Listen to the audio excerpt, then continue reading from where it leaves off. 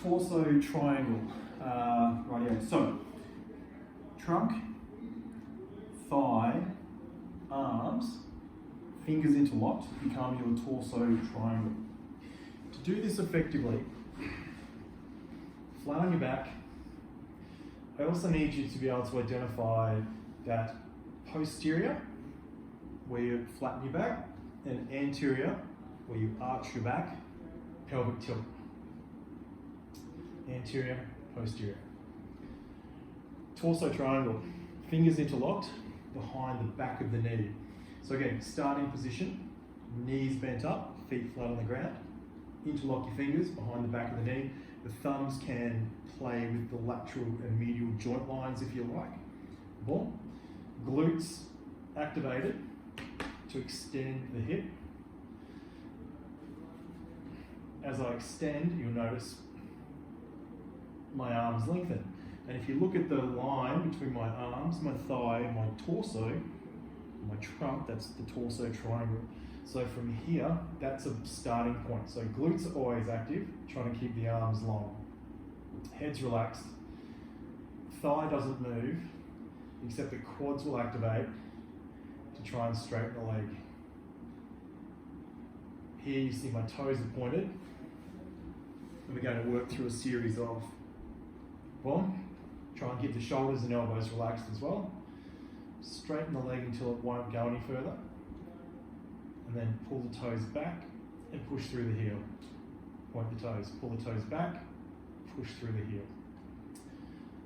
You can also do this one with the toes pulled back and just working up into that end of range with the toes pulled back, so it's going to be good hamstring and nerve stuff.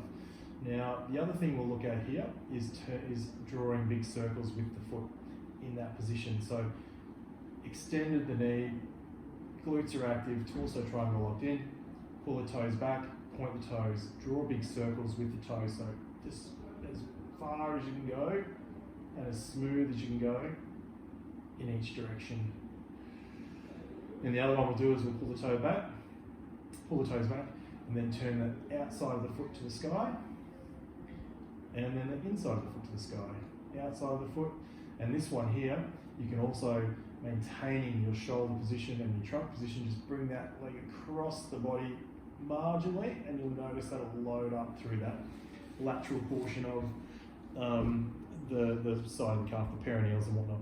So that's really good for nerve dynamic, nerve mobility stuff. Now that anterior posterior tilt, really nice to do a glute stretch. So here, right leg crossed over the left, torso triangle, and what you'll notice is I've automatically gone into a posterior tilt. So what we're going to do is lock this puppy off. It's okay to come into a posterior tilt.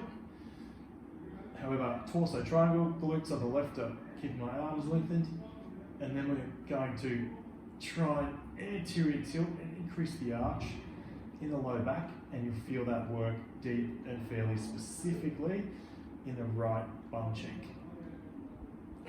And relax. So you can actually look at doing that in that torso triangle nerve dynamic position. So you're not pulling the leg up and letting the bum come off and grounding at your back. So boom, and that's the good thing about getting the glute activation as well. It sort of maintains that pelvic neutral. Here you've got points of contact as reference, 2 bum cheeks, 2 shoulder blades, and your head. So as soon as you feel shoulder blades coming off, bum cheek coming off, whatever, that's our limitation. So it's pointless coming over into that position if that bum's coming off. So you'll lock everything down, torso triangle, quads are active, toes pull back, blade the foot, and then slowly bring it across to where its limitation is.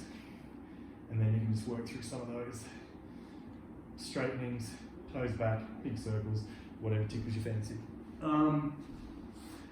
And the other cool thing to work on, actually play around with those for the next day or so, see how you go. And we'll touch base today being Thursday. Let's talk tomorrow afternoon sometime. Cheers, mate.